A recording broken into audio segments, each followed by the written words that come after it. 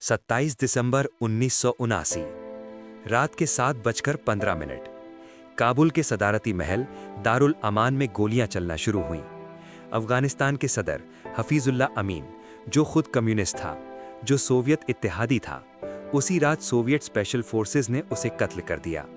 फिर रेडियो ने ऐलान किया, बबरक कारमल अफगानिस्तान का नया सदर है। और उसी रात सोवियत फौजों ने सरहद उबूर की। ये वो लम्हा था जब अफगानिस्तान की तकदीर बदल गई और जब सर्द जंग ने एक नई खूनी शक्ल इख्तियार की। 1973 अफगानिस्तान में बादशाहत खत्म हुई। मोहम्मद दाऊद खान ने बगावत की।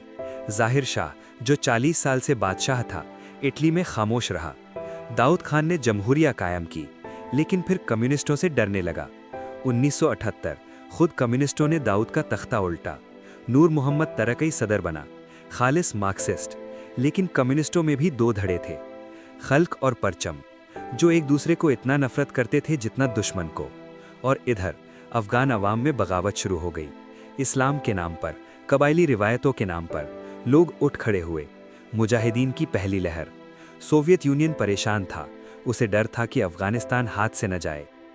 मास्को, क्रेमलिन, दिसंबर 1979 पॉलिट ब्यूरो की मीटिंग। ब्रेजनेव बीमार था, लेकिन फैसला होना था। आंद्रोपोव, ग्रोमिको, ऑस्टिनोव, ये थे वो लोग जिन्होंने अफगानिस्तान के अंजाम पर दस्तखत किए। फैसला, ऑपरेशन स्टॉर्म 333। अमीन को ख़त्म करो, अपनी कठपुतली को बिठाओ, 40वीं आर्मी अफगानिस्तान में दाखिल करो। उन्हें लगा ये 3 हफ्तों का काम है। दुनिया का सबसे बड़ा हिसाब किताब जो गलत निकला।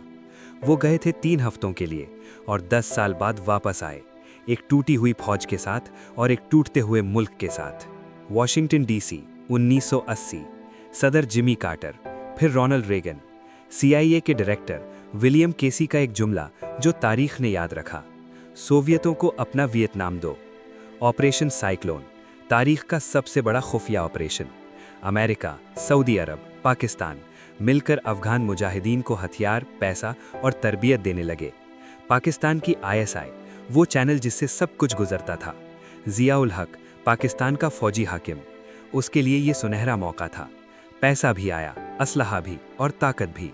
और स्टिंगर मिसाइल जिसने सोवियत हेलीकॉप्टरों को आसमान से गिराना शुरू किया, ये खेल बदल गया। लेकिन इन मुजाहिदीन में कौन था जिनकी इतनी मदद की जा रही थी? और इनमें से एक बाद में क्या बना? वो नाम था उसामा बिन लादेन। 1980 से 1988 तक ये जंग एक खौफनाक चक्की थी। सोवियत फौज के पास टैंक थे, हेलीकॉप्टर थे, केमिकल हथियार थे। मुजाहिदीन के पास पहाड़ थे, गुस्सा था और अब स्टिंगर मिसाइल। हर गांव में जंग थी, हर घाटी में मौत थी। 50 लाख अफगान पाकिस्तान और ईरान फरार हो गए। तारीख का उस वक्त तक का सबसे बड़ा महाजिरीन का बहरान। गांव जलाए गए, खेत तबाह किए गए, लेकिन मुजाहिदीन नहीं हारे। सोवियत फौज के 15,000 सिपाही मारे गए, 1 लाख से जायद जख्मी। और घर वापस सोवियत यूनियन में माओ ने बेटों की लाशें वसूल की, बगैर ये जाने कि वो किस जंग में मारे गए। फरवरी 1979 जनरल बोरिस ग्रोमोव, सोवियत 40वीं आर्मी का आखिरी कमांडर, आमू दरिया का पुल उबूर करते हुए मुड़ा और पीछे देखा और कहा, पीछे कोई दुश्मन नहीं, कोई सोवियत सिपाही नहीं। दरवाज़ा बंद हो गया। 10 साल, 15,000 हलाकतें, $1 ट्रिलियन, और सोवियत यूनियन जो पहले ही टूट रहा था, अब तेजी से गिर रहा था। 1991 में सोवियत यूनियन का खात्मा हो गया और दुनिया में ये कहावत मशहूर हो गई कि अफगानिस्तान सल्तनतों का कब्रिस्तान है। लेकिन यहाँ अलमिया ये था कि जब सोवियत गए तो पीछे छोड़ गए लाखों हथियार, लाखों तरबियत याफ्ता जंगजू और एक मुल्क जो तबाही के दहाने पर था। और अमेरिका चला गया खामोशी से। जो बीज उसने बोया था, उसकी फसल देखने से पहले।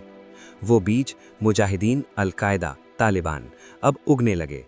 और 2001 में जो तूफान आया, वो न सिर्फ अफगानिस्तान को बल्कि पूरी दुनिया को बदल देने वाला था।